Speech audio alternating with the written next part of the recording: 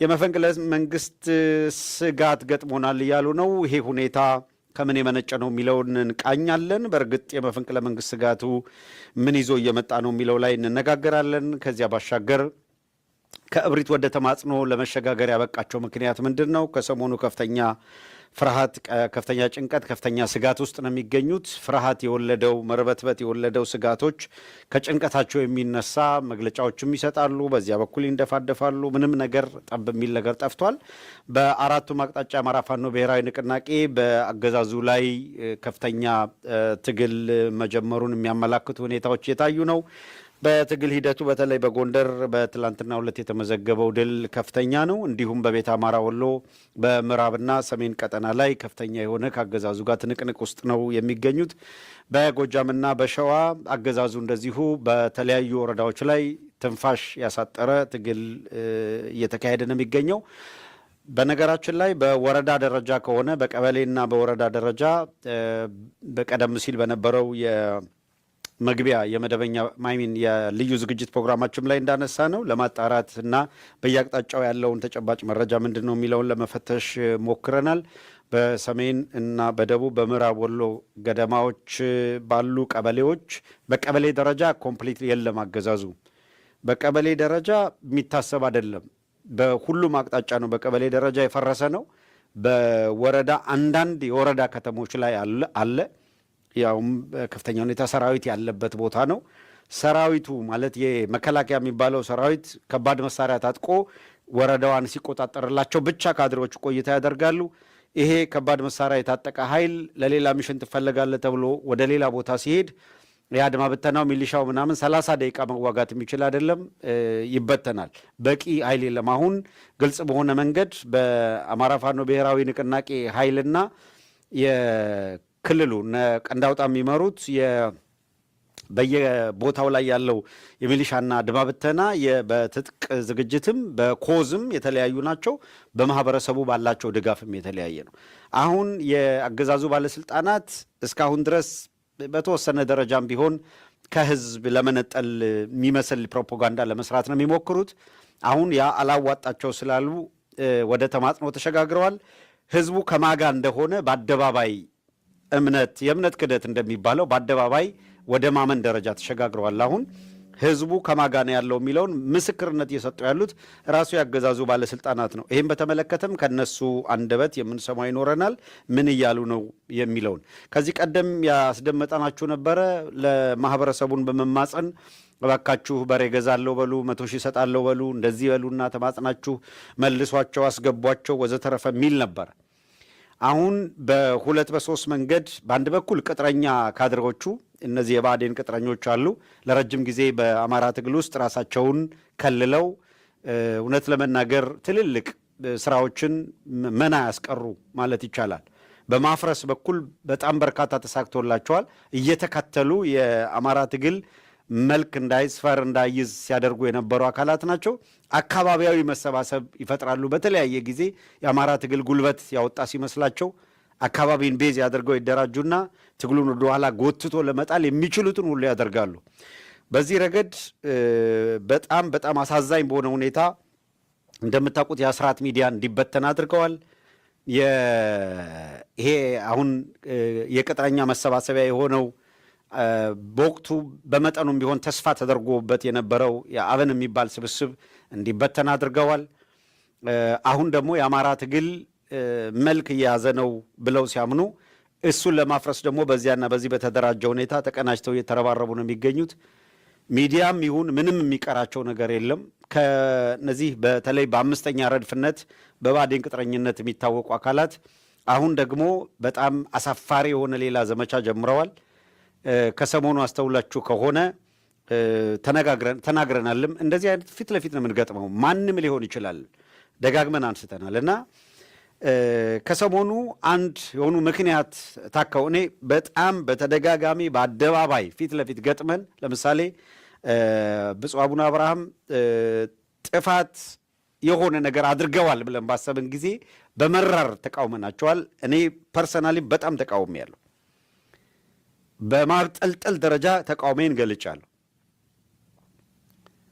አሁን የተያዘው ግን ሽብልቅ ማስገባት ነው። ጎንደር፣ ጎጃም፣ ሸዋ፣ ወሎ የሚል ዲቪዥን መፍጠር፣ ልዩነት መፍጠር። ብአዴን የመጨረሻውን የሞት ሽረት በየቀጠናው ላይ ሲሸነፍ የመደበቂያ ጫካ እየፈለገ ያለው መሰል የጎጥ ግጭት እንዲፈጠር በአማራ ውስጥ የሚያደርግ መሳሳቦች ለማምጣት ነው የሚሞክረው።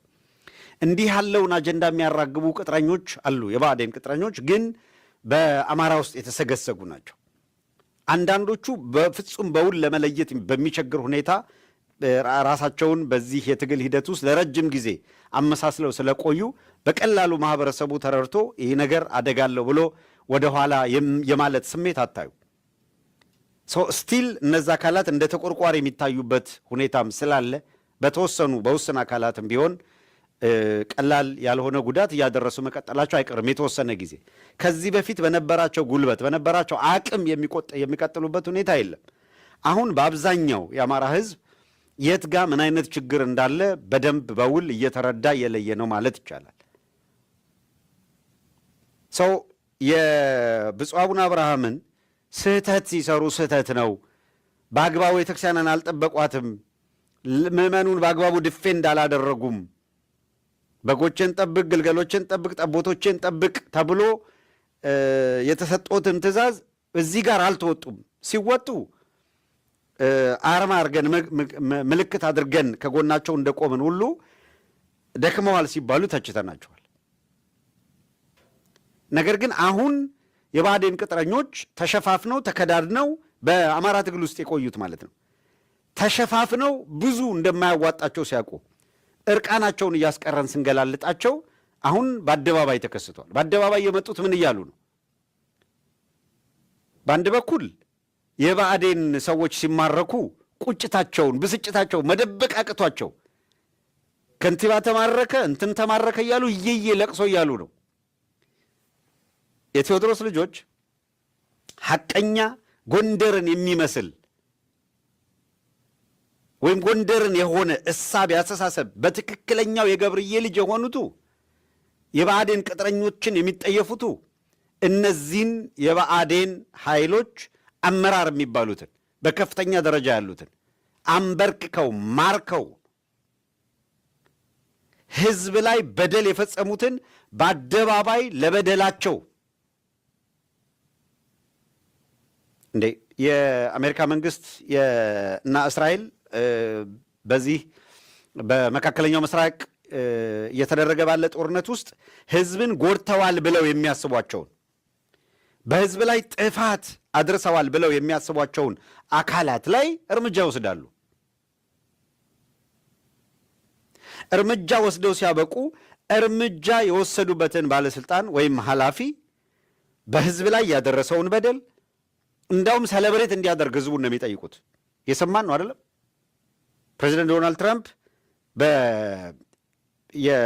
የኢራን ሬጅም የአገዛዝ ጋር ያሉና ለቀጠናው ስጋት የሆኑ ለዓለም ስጋት የሆኑ በከፍተኛ ኃላፊነት ያሉ አካላት ላይ እርምጃ ወስደናል ብለው እኮ በአደባባይ ተናግረው ነው አይደለም እንዲህ አድርገናል የሚሉት። በአማራው በኩል በግፍ የገዛ ሕዝባቸውን ለማስጨፍጨፍ የተሰለፉትን አካላት ተማርከው በክብካቤ ተይዘው እውነት ለመናገር አይ ይሄ እኮ ልጅ አለው ሚስት አለው እንደዚህ አለው እንትን አለው ምናምን አለው የሚገለውስ ልጅ የሌለውን ነው። አባት ድፍት ብሎ ሕፃን ልጁ እዛው ከጎኑ ሆኖ በየጢሻ ወድቆ የምናየው እነ ሽመልስ አብዲሳ የሚፈጁት አይደለም። ከነ ሽመልስ አብዲሳ ጋር ተሰልፎ የገዛ ሕዝቡን ሲፈጅ የነበረ ሰው እንዳውም በአግባብ ነው የያዙት። በአግባብ አትያዙ የሚል ነገር የለኝም እኔ። ዓለም አቀፍ የሰብአዊ መብት አያያዝ ድንጋጌዎችን መጠበቅ ያስፈልጋል። ሪጋርድለስ አንዱ የሰብአዊ መብትን ስለጣሰ ሌላኛው የሰብአዊ መብት ጥሰት ውስጥ መግባት የለበትም። ሄስቲ ጀነራላይዜሽን እንደው በአጠቃላይ በወል ማህበረሰብን ምናምን የፈረጀ እንቅስቃሴ መደረግ የለበትም። ይሄ መስት ነው፣ ቋሚ ነው፣ በመርህ ደረጃ የምንታገልበት። ይሄን ብለን ስናበቃ ግን በዚህ የአማራ ትግል ውስጥ ህዝቡ የህልውና ትግል እያደረገ ህዝቡ ላለመጥፋት እየታገለ ዓለም አቀፍ ተቋማት የአማራ ልጆች ዕድሜያቸው ከ8 ዓመት ጀምሮ ያሉ ወንዶችም ይሁን ሴቶች፣ ሕፃናት፣ ለአቅመ ሔዋን በተለይ ያልደረሱ ሴቶች የብርሃኑ ጁላ የእነ አብይ አህመድ ሰራዊት ልክ ትግራይ ላይ መድፈርን እንደ ጦር ስልት ተጠቅሞ የጦር ወንጀል ፈጽሟል ተብሎ በአሜሪካ የውጭ ጉዳይ መስሪያ ቤት እንደተፈረጀ ሁሉ አማራው ጋር መጥቶ አሁን ሕፃናትን ከ8 ዓመት እስከ 90 ዓመት አዛውንቶችን መነኮሳትን እየደፈረ ነው፣ መድፈርን እንደ ወታደራዊ ስልት ቆጥሮታል እየተባለ እየተነገረ እኛ አይደለንም ለፖለቲካ ኮንሰፕሽን እነከሌ ብለውት እንዳይባል አንድ ራሱ የማህበረሰቡ አካላት በቪዲዮ ቀርበው እየተፈጸመባቸው ያሉ ግፍ እንዴት ሕፃናቱ እንደሚደፈሩ በባሏ ፊት እንዴት በአማራ ባህል በጣም የመረረ ነውር ነው። በባሏ ፊት ሚስትን እየደፈሩ እጅ ተወርች አስረው አባቷ ፊት ልጅን እየደፈሩ ዓመት ፍዳውን አይቶ መከራውን አይቶ ያዘጋጀውን አርሶ ዘርቶ ጎልጉሎ ደክሞ አጭዶ ከምሮ ወቅቶ ከቤቱ የከተተውን ሰብል ሊበሉት እኮ አይደለም ዝንጥልጥል አድርገው። ይሄ እኮ በቪዲዮ እየታየ እኮ ነው። በማዳበሪያ ዘነጣጥለው አፍስሰው እሳት ሲለቁበት ታያላችሁ።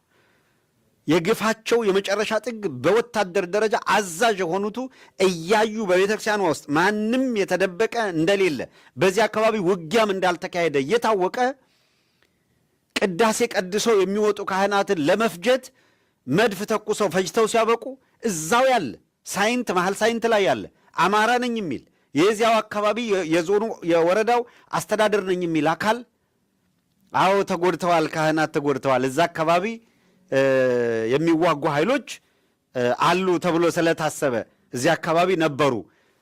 እነሱ ተመተዋል ወይ? የሉም። ካሉ ከነበሩ እንዴት አልተመቱም? መሳሪያው ያረፈው የቤተ ክርስቲያኑ ላይ አይደለም ይላል። ቤተ ክርስቲያኑ ላይ አይደለም የት ጋር አረፈ ታዲያ መሳሪያው? ደጀ ሰላም ነው ይላችኋል። ይውላችሁ ደጀ ሰላሙ ከቤተ ክርስቲያኗ ቅጥር ውጪ ነው የተደረገው። በመሰረቱ መድፍ ተኩሰ ደጀ ሰላም ስታፈርስ ደጀ ሰላምና ቤተ ክርስቲያን እዛው አይደሉም እንዴ? ቤተልሔሙም እዛው፣ ደጀ ሰላሙም እዛው፣ ቤተ መቅደሱም እዛው ነው። ያም ሆኖ ነው በቤተ ክርስቲያን ግቢ ውስጥ ቅዳሴ ፈጽመው አስቀድሰው የወጡ ምዕመናንና የቀደሱ ካህናት ደጀ ሰላም ተሰብስበው ከቅዳሴ በኋላ ምግብ በሚቃመሱበት ሰዓት ነው እላያቸው ላይ መድፍ ጥለው የፈጇቸው። አቅደው ነው። ጀነራሎቹ ከፍተኛ ኃላፊዎቹ እንመታለን እያሉ በአደባባይ እየዛቱ አይደለም ወይ የመቱት? ቻለው እናደርጋለን እያሉ አይደለም ወይ ያደረጉት? ትክክል ነው። ይሄ ነው። ይሄንን አላዩ እነዚህ የባዴን ሰዎች፣ እነዚህ ቅጥረኞች ይሄንን አላዩም? አይተዋል። ከንቲባው ስለተማረከ ተበሳጭተው ተናደው ብአዴን እየፈረሰ ስለሆነ ንዴታቸውን መደበቅ አቅቷቸው አየህ ከ3 ቀን ከ4 ቀን በፊት አካባቢያዊነት እንዲፈጠር የተሰጣቸውን የብአዴን ተልእኮ ለማስፈጸም ብለው ለመተቸት ሳይሆን አቡነ አብርሃምን ይውላችሁ አቡነ አብርሃምን ያዙና ጎጃም ላይ ያለ ፋኖ ምናምን ወደ ቤት መልስ በሉት እነሱ ናቸው ብለው ኮርነር እያደረጉ ተመስገን ጥሩነህና አቡነ አብርሃምን መልስ። አሁን ተመስገን ጥሩነህ የእውነት ለጎጃሜነት ተሰምቶት ጎጃም ላይ ፋኖ እንዲደራጅ አደረገ ሊባል ማለት ነው። አሁን ፖለቲካ ሊሰራ ነው። አየህ፣ የመንደር ፖለቲካ መስሪያ አጀንዳ ሲጠፋ በዚያ መንገድ መዞ መጡ። አቡነ አብርሃምን ሰፈር ውስጥ አስገቡና የዛ አካባቢ ፋኖ እንዲ